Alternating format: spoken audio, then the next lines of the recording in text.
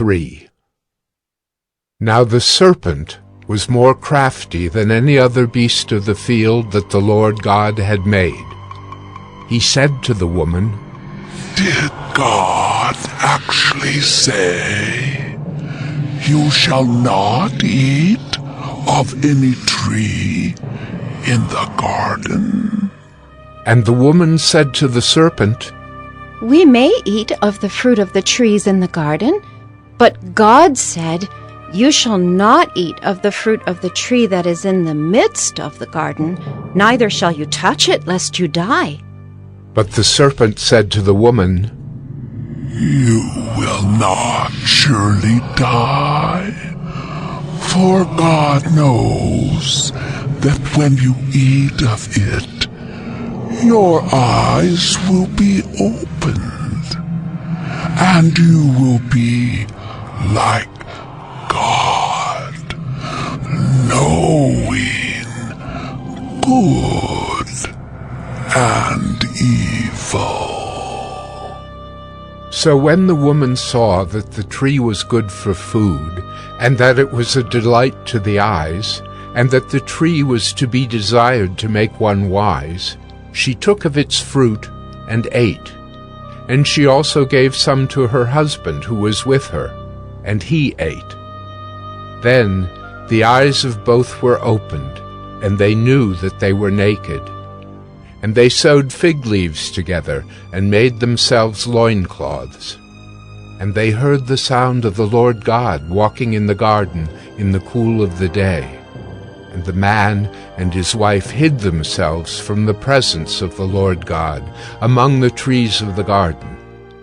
But the Lord God called to the man and said to him, "Where are you?" And he said, "I heard the sound of you in the garden, and I was afraid, because I was naked, and I hid myself." He said, "Who told you that you were naked? Have you eaten of the tree of which I commanded you not to eat?" The man said, "The woman whom you gave to be with me, she gave me fruit of the tree, and I ate." Then the Lord God said to the woman, "What is this that you have done?" The woman said, "The serpent deceived me, and I ate." The Lord God said to the serpent, "Because you have done this, cursed are you above all livestock, and above all beasts of the field.